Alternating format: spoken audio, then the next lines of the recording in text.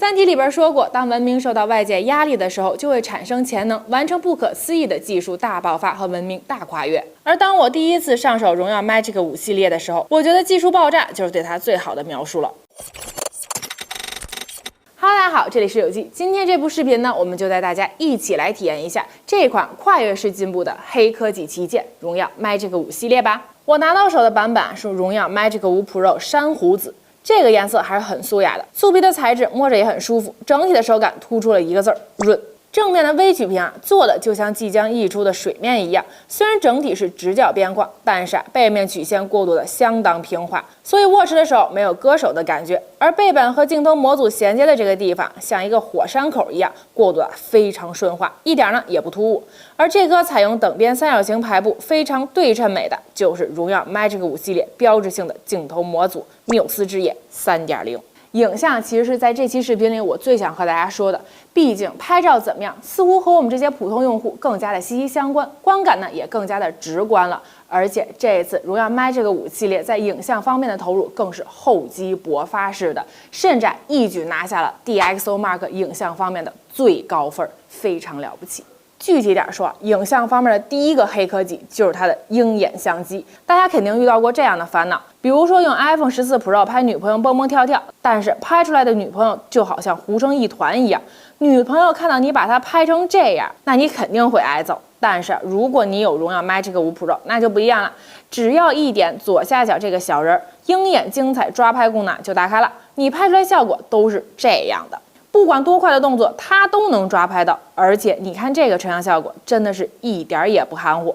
我还测试了一下这个抓拍能力的极限效果，荣耀 Magic 5 Pro 和 iPhone 14 Pro 一起抓拍自由落体的玩偶，连拍 N 张，荣耀 Magic 5 Pro 的效果是这样的，而 iPhone 要么糊，要么拍不到，这高下立判了。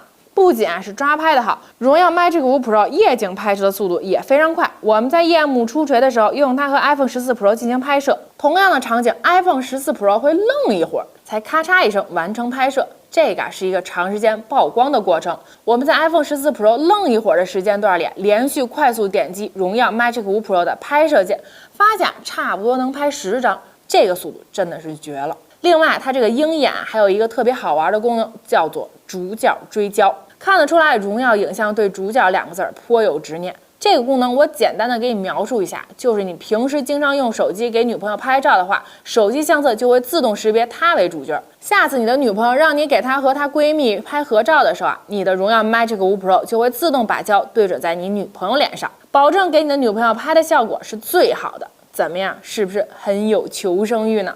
当然了，除了拍得快、抓得准，荣耀 Magic 5系列还对人像摄影有独特的理解。新一代的 AI 人像引擎能让我在逆光、弱光的环境下拍出更好的效果。这个技术听上去平平无奇，但是你可别小瞧它。传统的逆光拍照也清晰，基本上只会照亮你的背。至于你身后的背景，那基本上就不在它的考虑范围之内了。而有了 AI 人像引擎 2.0 加持的荣耀 Magic 5系列，是可以兼顾到背景画质的。人像和背景的完美结合，才是真正意义上的美照。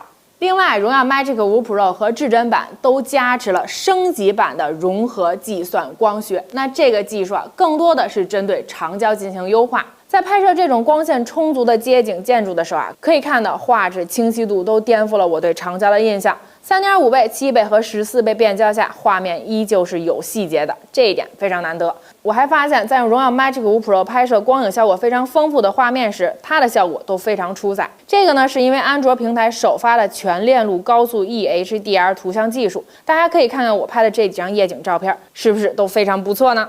那说了这么多我的荣耀 Magic 5影像方面技术大爆发的体验之后，我们再来说说通信技术的大突破。Magic 5 Pro 和 Magic 5至臻版甚至搭载了荣耀的自研芯片，也就是业内第一个射频增强芯片 C1 了。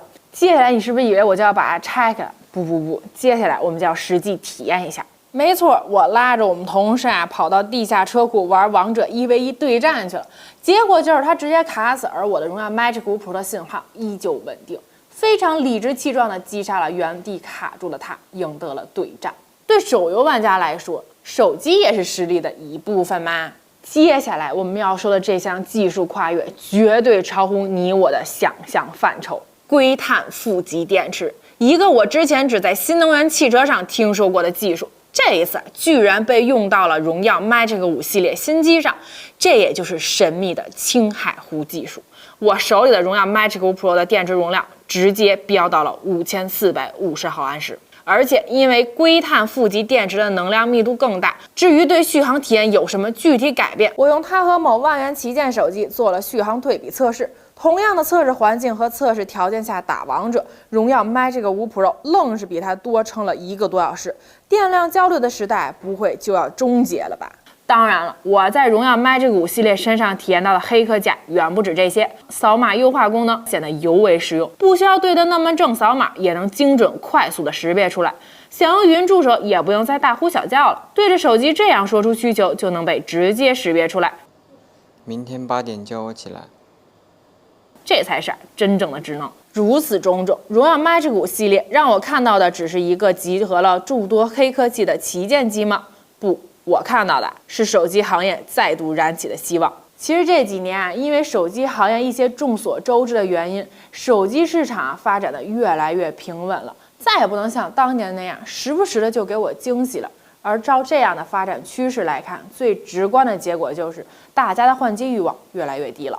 所谓生于忧患，死于安乐。